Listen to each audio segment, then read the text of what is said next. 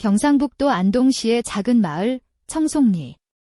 이곳은 도시처럼 시끌벅적하지 않고 사람들은 서로 얼굴을 모르면 이상할 정도로 서로를 잘 안다. 골목마다 숨겨진 이야기들이 있고 문은 굳게 닫힌 채 속삭임만이 퍼져나간다. 바로 이곳에서 진아의 이야기가 시작되었다. 진아는 22살, 경북대학교 수의과대학에 재학 중인 학생이다. 여름방학 동안에는 고향 근처에 있는 할머니 친구의 오래된 마구간에서 실습을 했다. 그곳엔 순수한 한국 토종말, 한라를 닮은 청둥마가 있었는데 그 중에서도 은빛 빛깔의 당당한 목과 날카로운 눈빛을 가진 벼로라는 말이 있었다. 마치 단순한 동물이 아닌 무언가를 꿰뚫어보는 듯한 기운이 느껴졌다. 그날 저녁은 유난히 무더웠다. 7월 중순, 늦은 밤까지 마구간에 남아있었다. 집으로 돌아가면 엄마의 잔소리가 기다리고 있었기 때문이다. 진아는 연한 크림색 원피스를 입고 있었는데 목까지 올라오는 깔끔한 셔츠 컬러가 그녀의 목선을 살짝 드러냈다.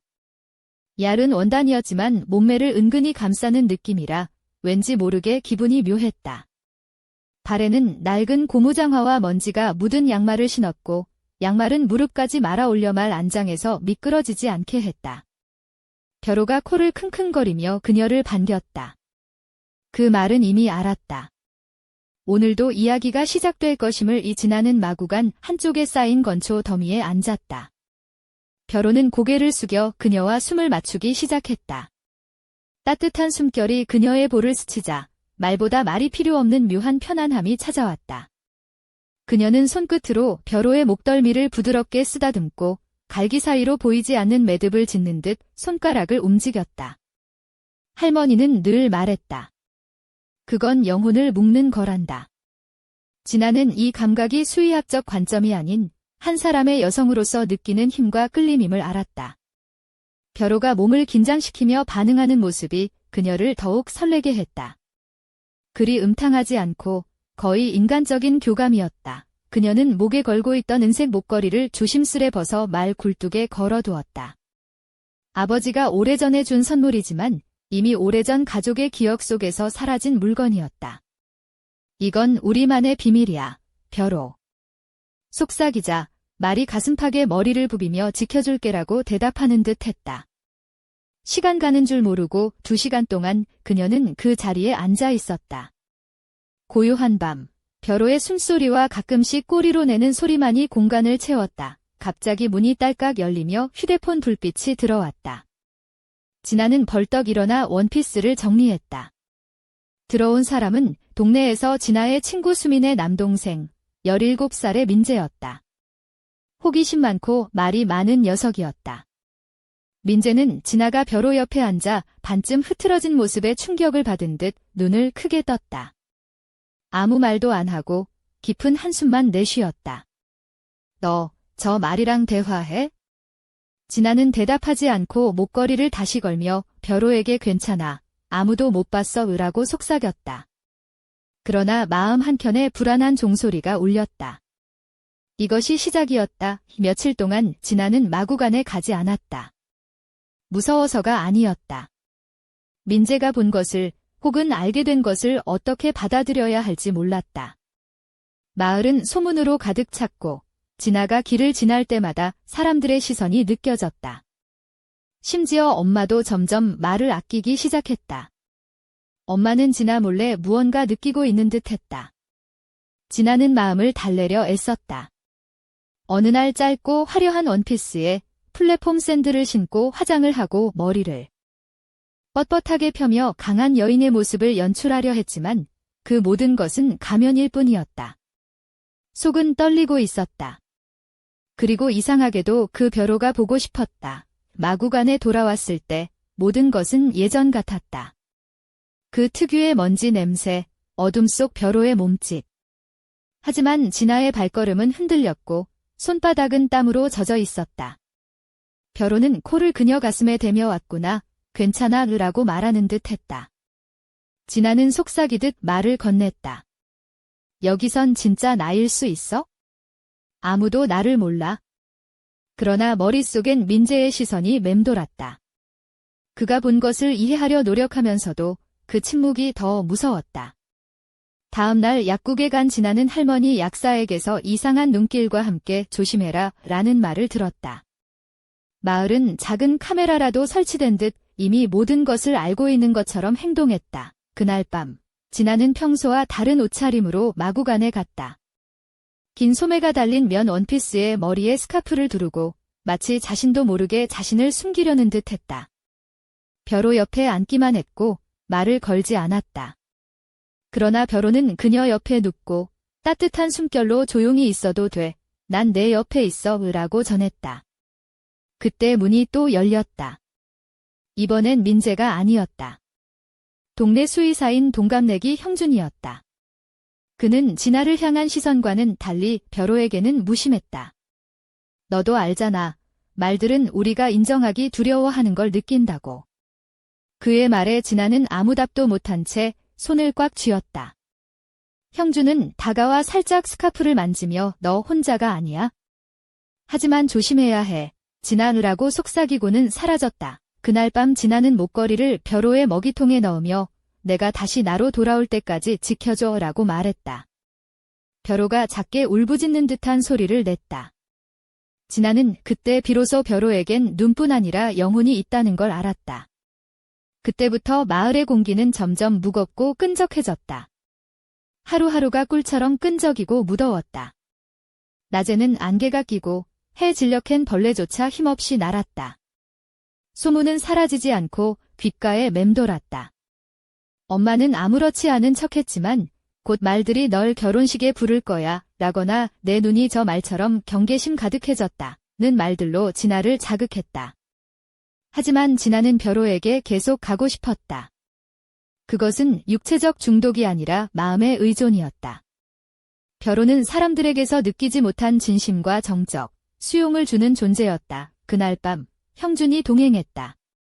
그는 백색 린넨 원피스에 60년대 스타일의 단추가 목까지 이어진 옷을 입었다. 얇은 스타킹과 부드러운 레이스업 발레리나 슈즈가 그의 세심한 성격을 드러냈다. 머리는 단정하게 묶여 있었다. 진아는 일부러 순진한 척했지만 긴장감은 둘 사이를 감돌았다. 형준은 벼로 먹이통에 걸린 목걸이를 집어들며 물었다. 이걸 동물들 사이에 두는 거 자주 해? 진아는 그들이 내 말을 듣는다면 이라며 눈을 마주쳤다. 형준은 목걸이를 그녀 손에 올려놓고 따뜻한 손으로 감쌌다. 그가 너한테 단순한 주인이 아니란 걸 알지? 그리고 너도. 난 내 눈빛을 봤어. 진아는 몸을 뒤로 빼려 했지만 이미 몸은 반응하고 있었다. 심장은 터질 듯 뛰었고 벼로는 조용히 두 사람을 지켜보고 있었다. 그 순간 진아는 설명할 수 없는 질투를 느꼈다. 형준이 떠나고 난 뒤에도 벼로의 눈빛엔 불안함이 서려 있었다. 진아는 옷깃을 풀어헤치고 머리를 풀며 몸의 제약에서 벗어나려 했다. 벼로의 코가 그녀 어깨를 살짝 밀며 무슨 일이야? 라고 물었다. 진아는 너의 거야. 맞지? 라고. 속삭였다. 대답은 없었지만 그 숨결은 모든 것을 말해주었다. 그 후로 진아는 자신을 쫓는 듯한 발걸음 소리를 자주 들었다. 낮에는 숨고 밤에만 마구간에 갔다. 낡은 운동복 재킷을 걸치고 속에는 두꺼운 레깅스를 입었다. 발에는 따뜻한 털신을 신었다.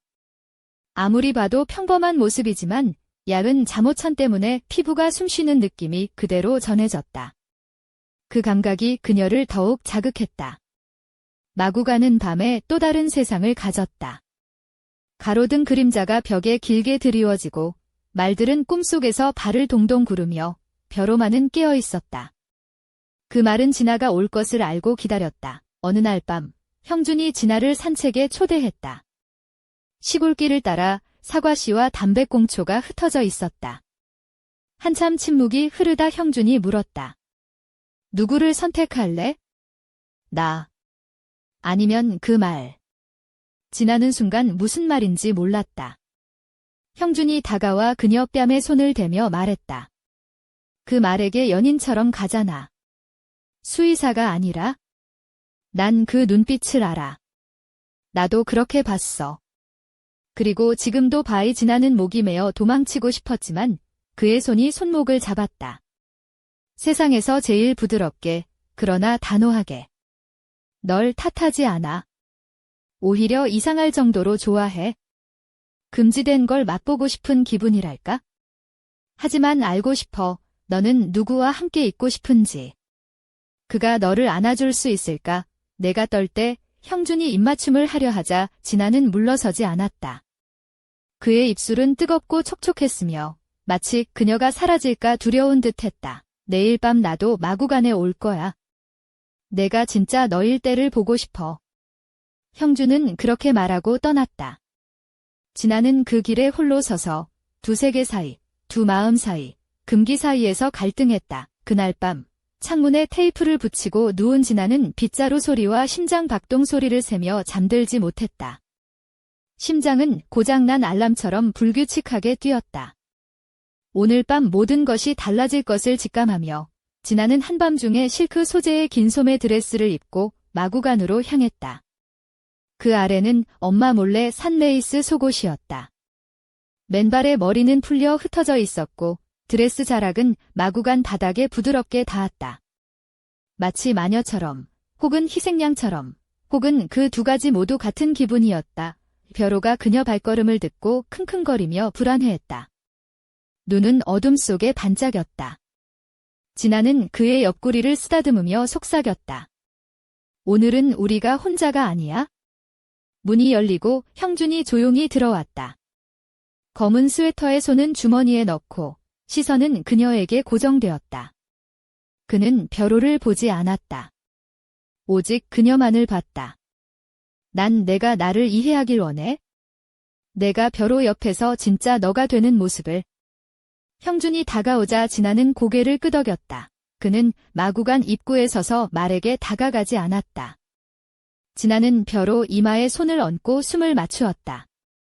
말은 거칠게 숨을 쉬었다. 그녀는 몸 전체로 벼로에게 기대며 자신의 땅, 집, 폭풍 같은 존재임을 느꼈다. 드레스 아래 피부가 긴장했다. 형준은 그녀의 떨림을 모두 보고 있었고 그녀는 그걸 허락했다. 어느 순간 그는 그녀 뒤에 다가와 허리에 손을 얹었다. 숨결이 섞였다. 난 너를 이해할 수 없어. 하지만 너는 오직 그 말에게만 속하지 않길 원해. 진아가 돌아서자 그의 입술이 그녀의 입술을 찾았다. 마구간 안, 뜨거운 벼로의 옆구리에 기대어 입맞춤했다. 형준은 진아의 등을 쓰다듬으며 속삭였다. 난 내가 누군지 모르겠어. 하지만 내가 그에게만 속하길 원하지 않아. 벼로가 불안하게 울부짖으며 우리를 밀쳐냈다. 질투였을까? 위협이었을까? 진아는 바닥에 넘어졌고 드레스 옆이 찢어져 희끄무레한 피부와 레이스가 드러났다. 형준이 달려와 도우려 했지만 갑자기 문이 쾅 열리며 엄마와 민재, 이웃들, 마을 사람들이 들어섰다. 이게 내가 생각하는 그게 아니란다. 진아는 속삭였지만 그 자리에 있던 모두의 눈엔 진실이 뚜렷했다. 다음 날 아침, 진아는 집에도 마을에도 없었다. 그녀는 맨발로 톱밥 냄새가 배인 드레스를 입고 숲과 들판을 지나 역으로 향했다. 어디로 가야 할지 몰랐지만 단 한 가지는 확실했다. 더 이상 이곳에 머물 수 없다는 것. 한 달 뒤, 엄마에게 편지가 도착했다. 은색 목걸이가 들어있었고 뒷면에는 이렇게 새겨져 있었다. 나는 선택하지 않았다. 나를 선택했다. 안동 청송리의 아침은 여느 때와 다름없이 고요했다. 그러나 진아가 떠난 후 마을 사람들의 속삭임은 점점 더 커져만 갔다. 그녀의 빈집 앞을 지나는 이들의 발걸음은 묘하게 무거웠고 눈빛은 말로 다 할 수 없는 불안함을 담고 있었다. 그날 마을 외곽 한적한 언덕 위에는 늙은 오토바이가 천천히 달리고 있었다. 운전자는 마을에서 조금 떨어진 영덕 출신의 수의사 박민호였다. 그는 진아가 떠난 소식을 들은 후 그녀를 찾아내기 위해 직접 나섰다. 그의 얼굴은 짙은 햇볕에 그을려 있었고 눈가에는 피곤함과 결연함이 섞여 있었다. 검은 반팔 셔츠에 낡은 청바지, 그리고 발에는 오래된 운동화. 민호는 마치 이 세상에 홀로 남겨진 듯한 느낌을 풍겼다. 그가 멈춘 곳은 낡은 폐교 옆 숲길. 한때 아이들의 웃음소리가 울려 퍼졌던 이곳은 이제 무성한 나무와 덤불에 파묻혀 있었다. 민호는 가방에서 손전등을 꺼내 어두운 숲속으로 조심스럽게 발걸음을 옮겼다. 그의 마음속엔 진아가 무사하길 바라는 간절한 소망과 그가 알지 못하는 위험에 맞서야 할 운명이 뒤섞여 있었다. 이 숲속 깊숙이 들어서자 희미한 불빛이 그를 반겼다. 작은 오두막 안에서 은은하게 새어나오는 빛이었다. 민호는 숨을 죽이고 다가갔다. 문틈 사이로 들리는 낮은 목소리와 말의 숨소리가 그의 심장을 빠르게 뛰게 했다. 그리고 그곳에서 그는 진아를 발견했다. 그녀는 검은색 실크 드레스 대신 낡은 회색 스웨터와 청바지를 입고 있었고 머리는 뒤로 단정히 묶여 있었다. 얼굴은 창백했지만 눈빛은 여전히 강했다. 진아 씨. 민호가 조심스럽게 불렀다. 그녀는 고개를 돌려 그를 바라보았다. 순간 두 사람 사이에 묘한 긴장감이 흘렀다. 진아는 천천히 미소를 지으며 말했다. 민호 씨, 당신도 나를 찾아왔군요. 왜 여기 있어요? 마을에 돌아가지 않은 이유가 있나요? 민호가 물었다. 돌아갈 수 없으니까요. 진아의 목소리는 낮고 단호했다. 내가 그곳에 있으면 모든 게 끝날 것만 같아서요. 민호는 잠시 말을 잇지 못했다. 그리고 조용히 말했다. 그럼 앞으로 어떻게 할 생각인가요? 잘 모르겠어요. 진아가 답했다. 하지만 하나는 확실해요. 벼로와 나는 단순한 주인과 말이 아니에요.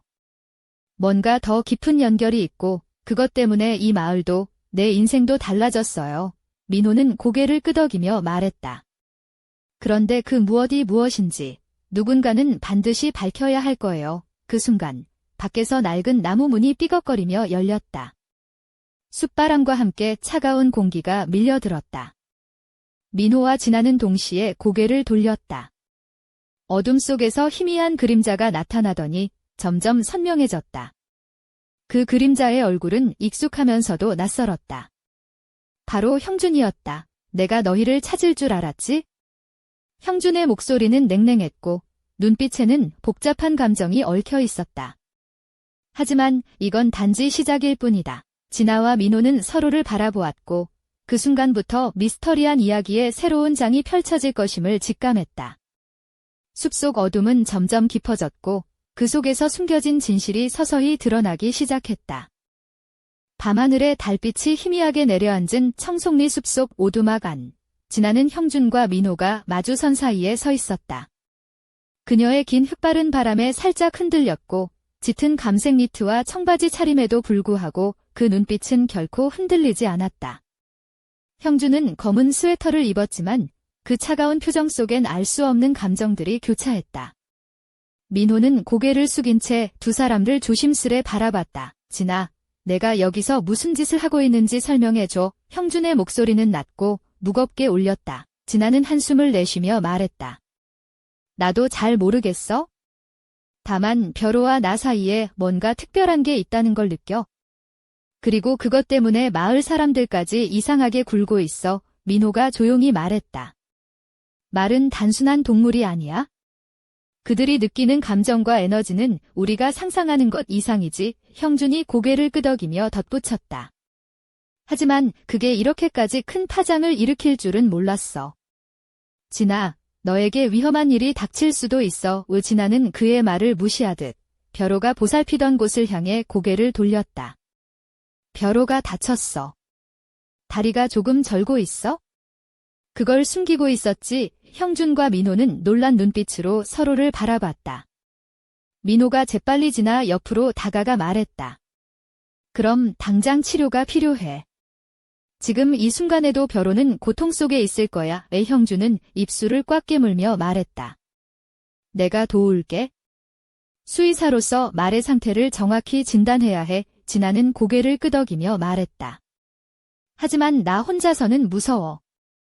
그리고 형준, 내가 내 곁에 있을 때는 이상하게도 마음이 편해져. 형준이 눈을 살짝 부드럽게 감았다. 그런 마음, 나도 알아. 하지만 우리가 함께 해야 할 일은 더 커. 그때 오두막 밖에서 바스락거리는 소리가 들렸다. 세 사람은 동시에 고개를 돌려 어둠을 응시했다. 형준이 낮게 중얼거렸다. 누군가 우리를 지켜보고 있어. 이 진아는 긴장한 채 입술을 깨물었다. 또 다른 누군가? 왜 이 모든 일이 이렇게 복잡해질까? 민호가 냉정하게 말했다. 아마도 벼로와 너 사이의 비밀을 알고 싶어 하는 사람이 있을 거야. 그 비밀이 밝혀지면 마을이 어떻게 될지 모른다. 형준이 깊은 한숨을 쉬며 말했다. 우린 이 미로에서 빠져나가야 해. 하지만 먼저 벼로를 살려야지. 진아는 벼로가 누워있는 어두운 구석으로 조심스럽게 다가갔다. 그녀의 손길이 닿자 벼로의 눈이 반짝이며 그녀를 바라봤다. 그 순간 진아는 알 수 없는 전율이 몸을 휘감는 것을 느꼈다. 우리 이대로 끝낼 수 없어. 진아가 속삭였다. 그 말과 함께 오두막 안은 미묘한 긴장감으로 가득 찼다. 밖에서는 알 수 없는 무언가가 점점 다가오고 있었다. 그리고 그 모든 것의 중심에는 벼로와 진아, 그리고 그들이 간직한 비밀이 있었다. 다음 이야기는 더 깊고 위험한 곳으로 들어가야 할 거야. 형준의 목소리가 어둠 속에서 메아리 쳤다. 한밤중 청송리 숲속 오두막 안은 조용히 숨을 죽이고 있었다. 진아는 벼로의 옆에 앉아 조심스레 그의 다친 다리를 만졌다. 은은한 달빛이 그녀의 얼굴을 부드럽게 감싸며 그늘진 눈동자 속에는 복잡한 감정이 스며들었다. 긴 흑발은 어깨 위로 흘러내렸고 검은 니트는 몸에 꼭 맞게 감싸져 그녀의 곡선을 은근히 드러냈다. 맨발은 차가운 나무 바닥에 닿아 있었고 그녀의 손끝은 벼로의 따뜻한 피부를 따라 부드럽게 움직였다. 형준은 진아의 옆에서 벼로를 살피며 진지한 표정으로 말했다. 이 정도 부상은 방심하면 완치가 어려워. 치료를 제대로 하지 않으면 앞으로 걷는 것도 힘들어질 거야. 민호는 조용히 주변을 살피며 누군가 이곳을 몰래 지켜보고 있을지도 모른다는 불안한 기색을 숨기지 못했다. 우리가 혼자 있을 수 없어. 누군가 우리를 계속 감시하고 있어. 조심해야 해. 진아는 고개를 끄덕이며 말했다. 내가 떠난 후 마을 분위기가 완전히 바뀌었어. 엄마조차도 나를 피하는 것 같아. 그리고 그 눈빛. 마치 내가 죄인인 듯한. 형준이 미소를 짓다가도 곧 다시 굳은 표정을 지었다. 진아야, 내가 그 말과 나누는 교감, 단순한 감정 이상이야. 그건 사람도 이해하기 힘든 영역이지. 민호가 살짝 웃으며 말했다. 말이 사람보다 더 영리한 건 맞아. 근데 진아, 내가 그 말과 너무 가까워지는 건 위험해 보이기도 해. 진아가 장난스럽게 대꾸했다. 그래. 그럼 내가 말 대신 댄스라도 출까? 벼로가 무슨 생각하는지 알 수 있을지도 몰라. 모두가 잠시 웃음을 터뜨렸다. 그러나 그 웃음 속에도 긴장감은 사라지지 않았다. 갑자기 오두막 문이 살짝 흔들리며 삐걱거렸다. 세 사람은 동시에 고개를 돌렸다. 어둠 속에서 희미한 실루엣이 모습을 드러냈다. 이번에는 민재였다. 그는 숨을 헐떡이며 말했다. 진아 누나, 마을 사람들이 더 이상 참지 못할 것 같아. 무슨 일이든 빨리 해결해야 해. 진아가 조용히 말했다. 민재야, 내가 알면 안 되는 것들도 있어? 하지만 이제 숨길 수만은 없어. 형준은 민재를 바라보며 말했다. 우리가 함께 해야 할 시간이다. 다시는 혼자가 아니야. 벼로가 갑자기 크게 코를 킁킁거리며 불안한 울음을 냈다.